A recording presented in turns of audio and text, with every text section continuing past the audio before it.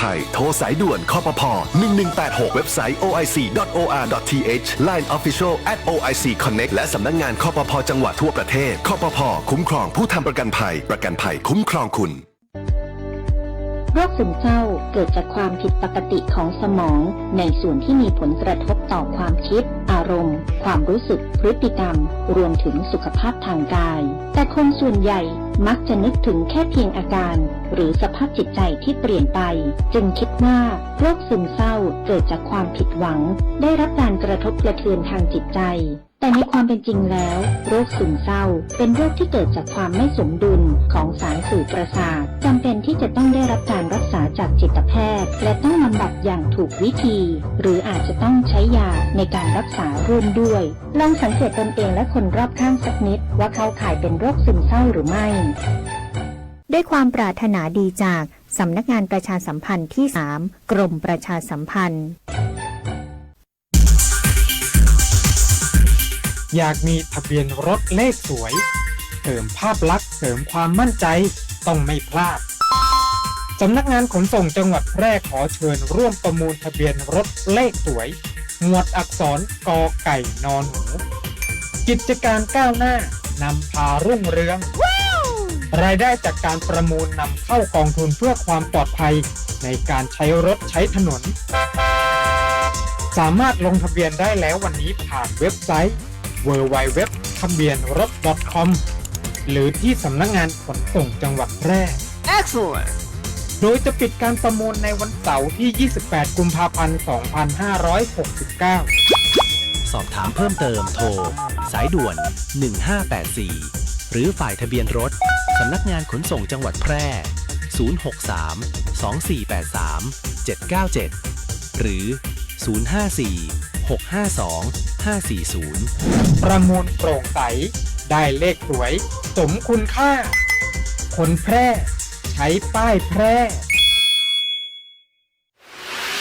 เมื่อถูกมิจฉาชีพหลอกเผลอโอนเงินไปแล้วสิ่งสำคัญที่สุดคือต้องรีบตั้งสติและดำเนินการทันทีขั้นแรกรีบโทรหาธนาคารของคุณเพื่อแจ้งระงับบัญชีที่เกี่ยวข้องทันทีขั้นที่ 2 รวบรวมหลักฐานทั้งหมดและไปแจ้งความกับตำรวจโทร 1441 หากมีข้อสงสัยติดต่อธนาคารแห่งประเทศไทยโทร 1213 มีสติไม่เสียสตางค์ย้ำอีกครั้งธนาคารแห่งประเทศไทยโทร 1213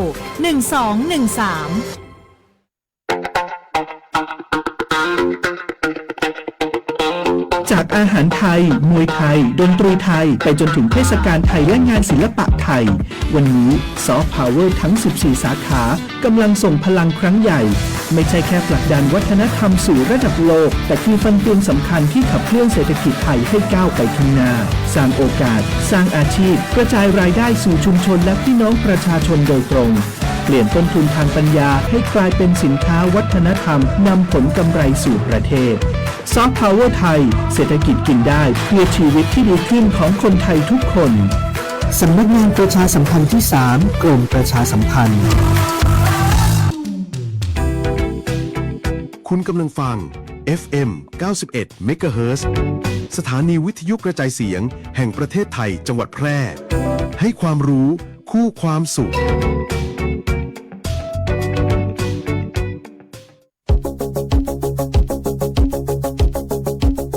ข่าวสารฉับไวใกล้ตัวบริการทันใจร่วมแรงร่วมใจงานบ้านงานบุญประกวดราคาโปร่งใสและติดตามสภาพอากาศประจำวันโดยทีมข่าวสวทแพร่ FM 91 เมกะเฮิรตซ์ สถานีข่าวดีของประชาชนคนเมืองแพร่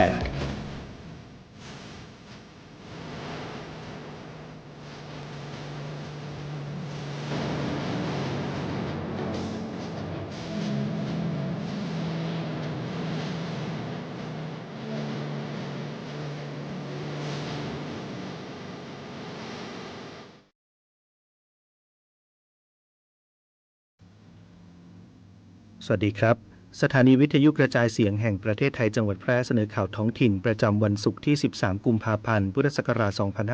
2569 โดยมีหัวข้อข่าวดังนี้ สสส.หนุน 24 โรงเรียนต้นแบบจังหวัดแพร่สร้างภูมิคุ้มกันเยาวชนรู้เท่าทันภัยแอลกอฮอล์บุหรี่ไฟฟ้า พาณิชย์แพร่ลุยตรวจสินค้าในตลาดช่วงเทศกาลตรุษจีนสร้างความเป็นธรรมให้ประชาชนสำนักทะเบียนอำเภอเด่นชัยเตรียมฉลองเทศกาลวาเลนไทน์เด่นชัยสถานีแห่งรักเชิญชวนจดทะเบียนสมรสพร้อมรับของที่ระลึกนายกรัฐมนตรีสั่งปรับปรุงกฎหมายด้านทุจริตคอร์รัปชันต้องเห็นผลสำฤทธิ์สูงสุดสร้างความมั่นใจนักลงทุนและภาพลักษณ์ของประเทศแพทย์เตือนผู้ปกครองควบคุมการใช้โทรศัพท์มือถือและแท็บเล็ตในเด็กเสี่ยงปัญหาสุขภาพตาและพัฒนาการในยุคดิจิทัลต่อไปเป็นรายละเอียดของข่าว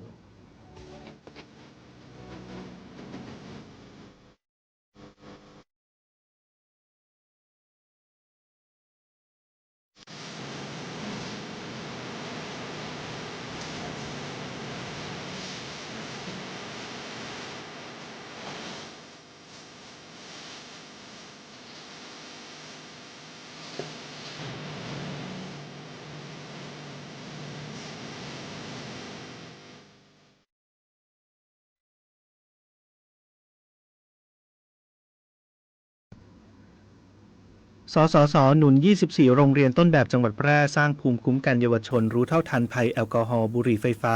ประกาศเจตนารมณ์ปกป้องเด็กอย่างยั่งยืนที่โรงแรมแพร่นคราอำเภอเมืองแพร่จังหวัดแพร่นายสมชัยเลิศประสิทธิพันธ์ผู้ว่าราชการจังหวัดแพร่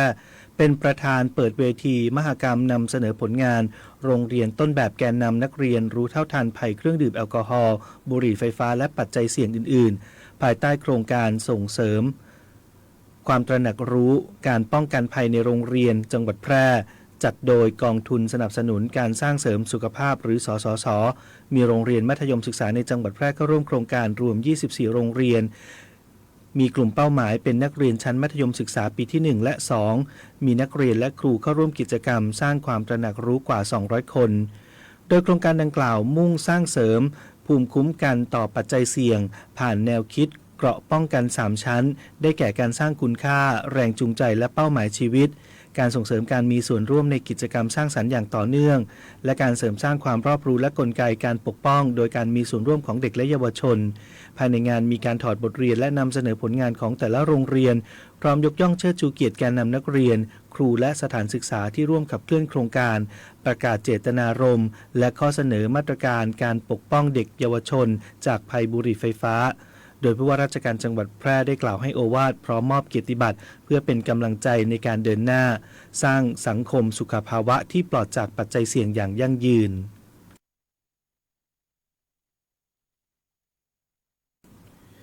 พาณิชย์แพร่ลุยตรวจสินค้าในตลาดช่วงเทศกาลตรุษจีนสร้างความเป็นธรรมให้กับประชาชน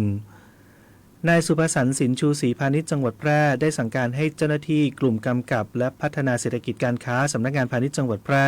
พร้อมด้วยเจ้าหน้าที่สำนักงานสาขาช่างตวงวัดเขต 1-3 แพร่และศูนย์ดำรงธรรมจังหวัดแพร่ร่วมกันลงพื้นที่ตรวจสอบการจำหน่ายสินค้าณตลาดแพร่ชมพูมิ่งอำเภอเมืองแพร่ตามแผนตรวจสอบรักษาความเป็นธรรมทางการค้าในช่วงเทศกาลตรุษจีนปี 2569 ซึ่งในช่วงเทศกาลตรุษจีนเป็นช่วงเวลาที่ประชาชนมีความต้องการในการซื้อหาสินค้าอุปโภคบริโภคจำนวนมากเพื่อนำมาประกอบพิธีกรรมตามความเชื่อโดยการลงพื้นที่ตรวจสอบราคาสินค้าครั้งนี้เพื่อป้องกันการฉวยโอกาสปรับขึ้นราคาสินค้าเกินสมควรมุ่งเน้นให้ผู้ประกอบการมีการปิดป้ายแสดงราคาสินค้าให้ชัดเจนถูกต้องตามกฎหมายและควบคุมสถานการณ์ราคาสินค้าอุปโภคบริโภคที่จำเป็นในช่วงเทศกาลเช่นเนื้อสัตว์ไข่ไก่ผักผลไม้และเครื่องเส้นไหว้ไม่ให้มีราคาสูงเกินควรซึ่งผลการตรวจสอบพบว่าผู้ประกอบการได้ให้ความร่วมมือเป็นอย่างดีในการแสดงราคาสินค้าอย่างชัดเจนและราคาจำหน่ายเป็นไปตามกลไกตลาดรวมทั้งสินค้ามีปริมาณเพียงพอต่อความต้องการของประชาชนทั้งนี้หากไม่ได้รับความเป็นธรรมในการซื้อสินค้าอุปโภคบริโภคประชาชนสามารถแจ้งสายด่วนกรมการค้าภายใน1569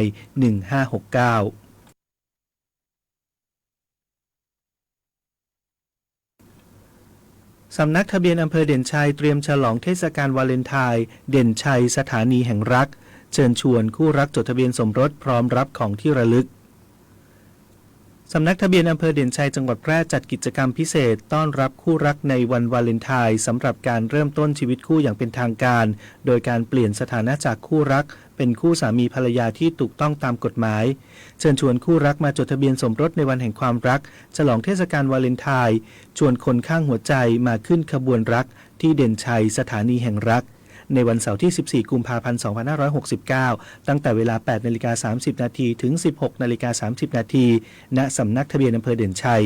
ซึ่งคู่รักที่มาจดทะเบียนสมรสในวันนี้จะได้รับของที่ระลึกเป็นพิเศษเฉพาะเทศกาลวาเลนไทน์อาทิตุ๊กตาผ้าห่มแก้วน้ำคู่รักเตาไฟฟ้าและกาน้ำร้อน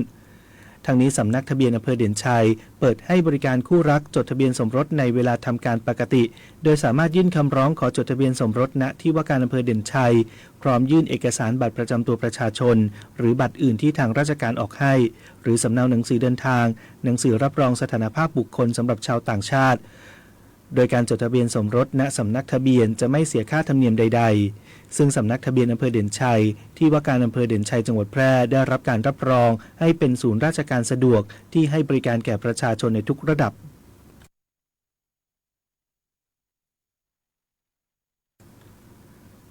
นายกรัฐมนตรีสั่งปรับปรุงกฎหมายด้านทุจริตคอร์รัปชันต้องเห็นผลสำฤทธิ์สูงสุดเพื่อสร้างความมั่นใจแก่นักลงทุนและภาพลักษณ์ประเทศนายอนุทินชาญวีรกูลนายกรัฐมนตรีและรัฐมนตรีว่าการกระทรวงมหาดไทยเป็นประธานแถลงข่าวผลคะแนนดัชนีการรับรู้การทุจริตของประเทศไทยในปีพ.ศ. 2568 หรือดัชนี CPI 2025 ร่วมกับนายบวรศักดิ์อุวันโนรองนายกรัฐมนตรีพร้อมด้วยนายภูมิวิสารเกษมสุขเลขาธิการคณะกรรมการป้องกันและปราบปรามการทุจริตในภาครัฐหรือปปท.โดยนายกรัฐมนตรีได้กล่าวว่าผลคะแนนดัชนี CPI ประเทศไทยได้33คะแนนและอยู่ในลำดับที่116ลดลงจากปีที่ผ่านมา1คะแนนถือว่าอยู่ในคะแนนที่ค่อนข้างต่ำอาจตีความได้ว่าเป็นประเทศที่มีการทุจริตสูงและมีความโปร่งใสต่ำซึ่งไม่ได้นิ่งนอนใจหลังจากได้รับรายงานได้เชิญเลขาธิการคณะกรรมการปปท.มาสอบถามว่ามีเหตุผลหรือมีข้อยืนยันใดที่ทำให้ไทยได้รับการประเมินจากองค์กรเพื่อความโปร่งใสนานาชาติ33คะแนนจาก100คะแนนอยู่ในลำดับที่116จาก182ประเทศซึ่งไม่ใช่เรื่องที่ดีอย่างไรก็ตามทราบมาว่ายังมีวิธีการที่จะปรับปรุงแก้ไขไม่อยากให้เรื่องนี้เป็นอุปสรรคทำให้มองประเทศไทยไม่ดีและได้สั่งการในฐานะรัฐบาลเดิมกับเลขาธิการคณะกรรมการปปท.รวมทั้งให้นายบวรศักดิ์เร่งปรับปรุงกฎหมายขั้นตอนระเบียบรวมทั้งการปรับปรุงเปลี่ยนแปลงหรือตรากฎหมายขึ้นมาใหม่เพื่อทำให้การปราบปรามการทุจริตคอร์รัปชันมีประสิทธิภาพสูงสุดทั้งนี้การปฏิรูปรวมถึงในเรื่องการระบบอนุญาตเป็นเรื่องที่สำคัญต่อการสร้างความมั่นใจให้กับนักลงทุนนักธุรกิจผู้ประกอบการต่างๆและยังเป็นการสร้างภาพลักษณ์ที่ดีให้กับประเทศไทยจะต้องเร่งทำให้พระราชบัญญัติการอำนวยความสะดวกในการพิจารณาอนุญาตและการให้บริการประชาชนถูกบังคับใช้อย่างจริงจังและจะต้องมีการมอบหมายหน่วยงานที่รับผิดชอบเรื่องนี้โดยเฉพาะรัฐบาลให้หน่วยงานที่เกี่ยวข้องเช่นปปท.สำนักงานป้องกันและปราบปรามการฟอกเงินหรือปปง.สำนักงานคณะกรรมการพัฒนาระบบราชการหรือกพร.และสำนักงานคณะกรรมการส่งเสริมการลงทุนหรือ BOI ร่วมกันหารือและหาวิธีเพื่อทำให้มีความโปร่งใสให้มากที่สุดตลอดจนหน่วยงานบังคับใช้กฎหมายที่ต้องดำเนินการกับผู้มีพฤติกรรมทุจริตคอร์รัปชันสิ่งเหล่านี้จะต้องได้รับการดำเนินการอย่างเด็ดขาดหากกฎหมายที่มีอยู่ยังไม่เพียงพอก็พร้อมที่จะแก้กฎหมายต่อไปการได้คะแนน33คะแนนถือว่าอยู่ในเกณฑ์ต่ำจะต้องเร่งผลักดันปฏิรูปวิธีการต่อสู้กับปัญหาการทุจริตของประเทศไทยให้มากที่สุดเชื่อมั่นว่ารัฐบาลชุดต่อไปจะนำเรื่องนี้ไปดำเนินการต่อเพราะถือเป็นปัญหาสำคัญของชาติกระทบต่อความมั่นคงของชาติอีกทั้งยังทำให้เกิดปัญหาอื่นๆตามมาอีกมาก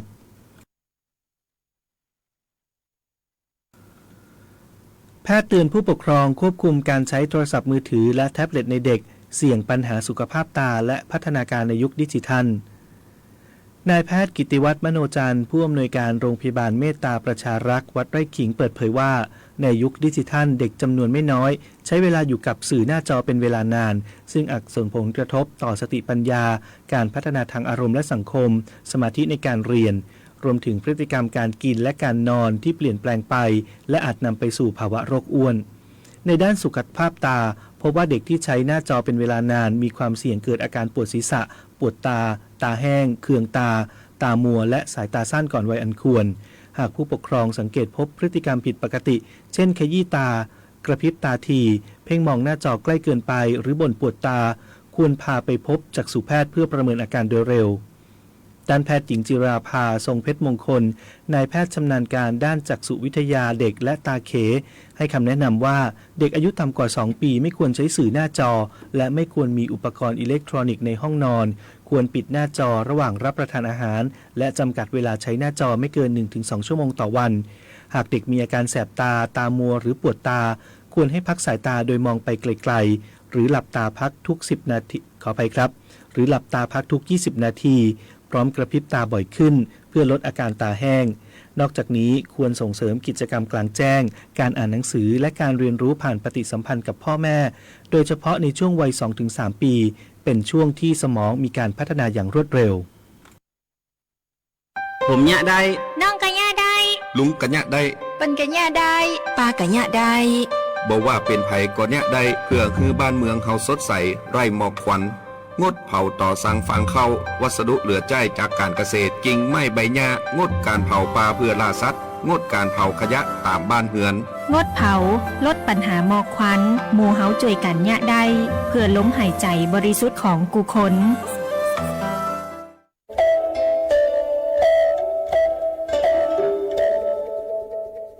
ลูกติดยาคุณพ่อคุณแม่ต้องแสดงความฮักความเข้าใจอูจากับลูกสร้างความอบอุ่นในครอบครัวเพื่อให้ลูกเปิดใจหาตังออกร่วมกันและนำเข้าบำบัดรักษาบ่มีบันทึกประวัติบ่มีความผิดรักษาฟรีได้ที่โรงพยาบาลของรัฐใกล้บ้านกู้แห่งด้วยความปรารถนาดีจากสำนักงานปปส.ภาค 5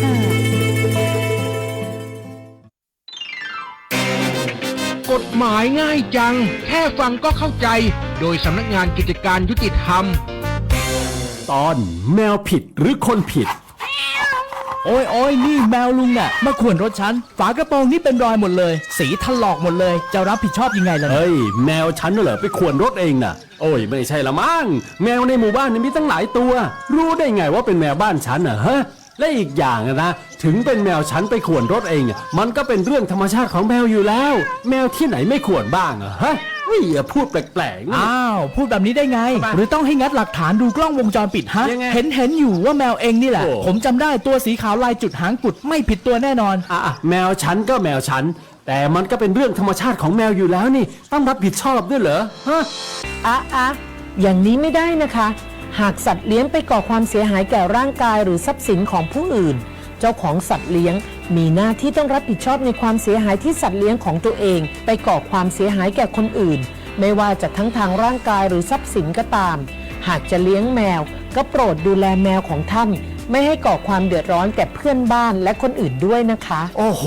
คิดมาตลอดนะว่าเจ้าของไม่เกี่ยวเพิ่งรู้ก็วันนี้ขอโทษเองด้วยนะและรถมีประกันไหมเนี่ยเดี๋ยวฉันจะรีบดำเนินการตอนนี้เลยจ้า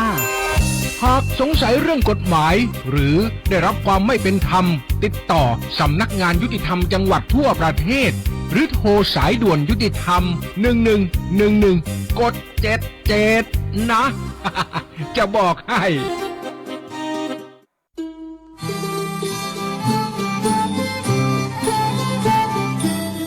จากการวางรากฐานของเจ้าหลวงพิริยะเทพวงศ์เมืองแต่เฮาจึงรุ่งเรืองจนถึงกวนนี้ห่วมรำลึกคุณูปการเจ้าหลวงเมืองแต่องค์สุดท้ายในงานน้อมรำลึกเจ้าหลวงพิริยะเทพวงศ์วันอังคารที่17 กุมภาพันธ์ 2569 ณ พิพิธภัณฑ์เมืองแต่คุ้มเจ้าหลวงภาคเจ้าเวลา 8 โมงพิธีบวงสรวงและพิธีทักษิณานุปทานถวายเจ้าหลวงพิริยะเทพวงศ์ภาคค่ำเวลา 5 โมงแลงเป็นต้นไปชมขบวนแห่เครื่องสักการะขบวนฟ้อนถวายและการแสดงแสงเสียงรำลึกเจ้าหลวงพิริยะเทพวงศ์พิเศษรับชมการเปิดตัวซีรีส์เสน่ห์รักนักปรุงเดอะซีรีส์ในรูปแบบของหนังกลางแปลงเจ้าเมืองแต่ห่วมใจน้อมรำลึกพระกรุณาสักการะเจ้าหลวงเมืองแต่องค์สุดท้ายใจงดงามขับขี่ปลอดภัยเมืองไทยไร้อุบัติเหตุด้วยความปรารถนาดีจากสถานีวิทยุกระจายเสียงแห่งประเทศไทยจังหวัดแพร่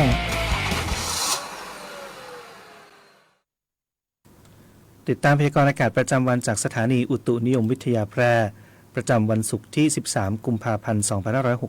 2569 ลักษณะอากาศทั่วไปของประเทศไทย ประเทศไทยตอนบนมีอุณหภูมิสูงขึ้นกับมีหมอกในตอนเช้าโดยภาคเหนือและภาคตะวันออกเฉียงเหนือมีอากาศเย็นในตอนเช้าเนื่องจากบริเวณความกดอากาศสูงหรือมวลอากาศเย็นที่ปกคลุมประเทศไทยตอนบนมีกำลังอ่อนในขณะที่ลมตะวันออกเฉียงใต้พัดนำความชื้นจากอ่าวไทยปกคลุมภาคกลางกรุงเทพมหานครและปริมณฑลรวมทั้งภาคตะวันออกทำให้บริเวณดังกล่าวมีฝนฟ้าคะนองเกิดขึ้นได้ขอให้ประชาชนบริเวณประเทศไทยตอนบนดูแลรักษาสุขภาพเนื่องจากสภาพอากาศที่เปลี่ยนแปลงและระมัดระวังการสัญจรผ่านบริเวณที่มีหมอกไว้ด้วยสำหรับภาคใต้มีฝนฟ้าคะนองบางแห่งเนื่องจากมรสุมตะวันออกเฉียงเหนือกำลังปานกลางพัดปกคลุมอ่าวไทยภาคใต้และทะเลอันดามันมีกำลังอ่อนลงส่วนคลื่นลมบริเวณอ่าวไทยตอนล่างและห่างฝั่งบริเวณทะเลอันดามันมีกำลังปานกลางโดยทะเลมีคลื่นสูง 1-2 เมตรบริเวณที่มีฝนฟ้าคะนองคลื่นสูงมากกว่า2เมตรขอให้ชาวเรือบริเวณอ่าวไทยและทะเลอันดามันเดินเรือด้วยความระมัดระวังและหลีกเลี่ยงการเดินเรือในบริเวณที่มีฝนฟ้าคะนองไว้ด้วยฝุ่นละอองในระยะนี้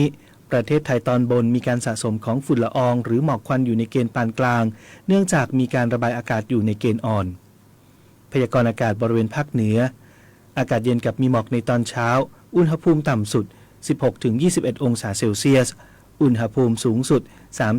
33-37 องศาเซลเซียสบริเวณยอดดอยอากาศหนาวถึงหนาวจัดอุณหภูมิต่ำสุด 6-15 องศาเซลเซียสลมตะวันออกเฉียงใต้ความเร็ว 10-15 กิโลเมตรต่อชั่วโมงพยากรณ์อากาศบริเวณจังหวัดแพร่อากาศเย็นกับมีหมอกในตอนเช้าทัศนวิสัย 4-12 กิโลเมตรลมตะวันออกเฉียงใต้ความเร็ว 10-15 กิโลเมตรต่อชั่วโมงอุณหภูมิสูงสุดที่สถานีอุตุนิยมวิทยาแพร่วานนี้วัดได้ 35.2 องศาเซลเซียสอุณหภูมิต่ำสุดที่สถานีอุตุนิยมวิทยาแพร่เช้าวันนี้วัดได้ 18.8 องศาเซลเซียสคาดว่าอุณหภูมิสูงสุดวันนี้ประมาณ 35 องศาเซลเซียสคาดว่าอุณหภูมิต่ำสุดเช้าพรุ่งนี้ประมาณ 19 องศาเซลเซียสบริเวณยอดดอยอากาศหนาวอุณหภูมิต่ำสุด 13 องศาเซลเซียสวันนี้ดวงอาทิตย์ตกเวลา 18:19 นาทีวันพรุ่งนี้ดวงอาทิตย์ขึ้นเวลา 6:47 นาที